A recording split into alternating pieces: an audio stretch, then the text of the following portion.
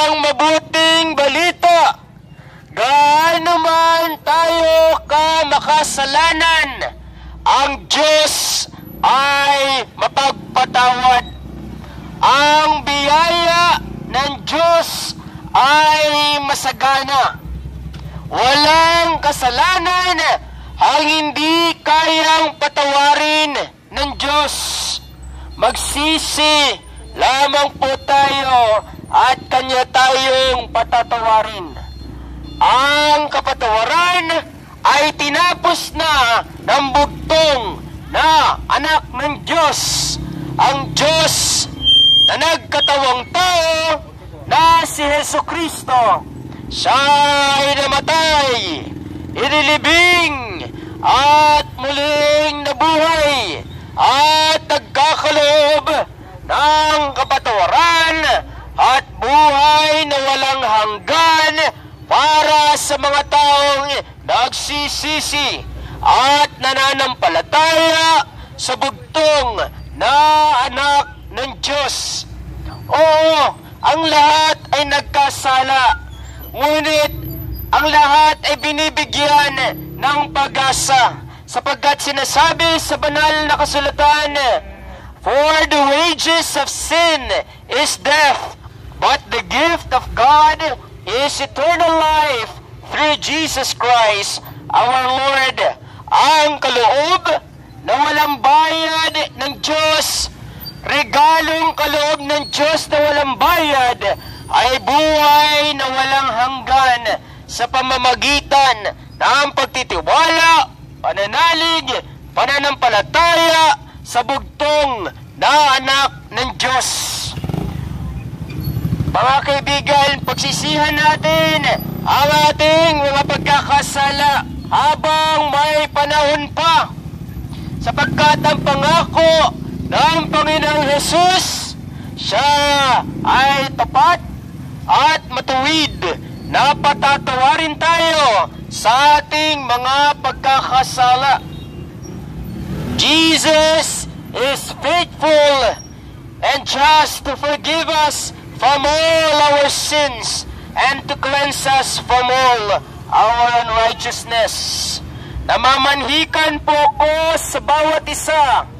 Pagsisihan natin ang lahat ng pagkakasala natin at magtiwala sa tinapos na gawa ng bugtong na anak ng Diyos doon sa krus. Siya ay namatay, inilibing at muling nabuhay. Ang kanyang pagkabuhay, His resurrection, is a proof that God accepted His own sacrifice. Tinanggap ng Diyos ang kaloob na bugtong na anak ng Diyos. Ang buhay niya mismo ay tinanggap ng Diyos bilang kabayaran para sa ating mga pagkakasala.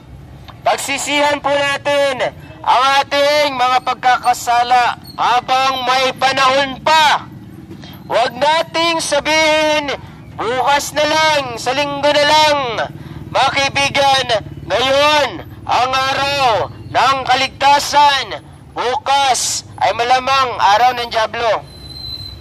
Ngayon ang araw ng kaligtasan, kung kaya't ngayon ang panyaya at utos ng Diyos, magsisi tayo sa ating mga pagkakasala.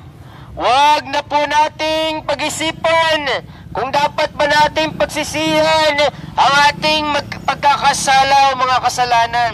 Sapagkat inutos ng Diyos, God commandeth all men everywhere to repent. Repent from all our sins. Except ye repent, ye shall all likewise perish. Walang kapatawaran kung walang pagsisisi. Walang kapatawaran sa kasalanan kung walang pag-amin, walang pagsisisi, walang pagtalikod sa mga kasalanan. Mga kaibigan, ang pag-asa ng tao upang maiayos muli ang kanyang relasyon sa Diyos ay sa pamamagitan ng tagapamagitan na bugtong na anak ng Diyos, isang Diyos at tao. Ito ay si Jesucristo.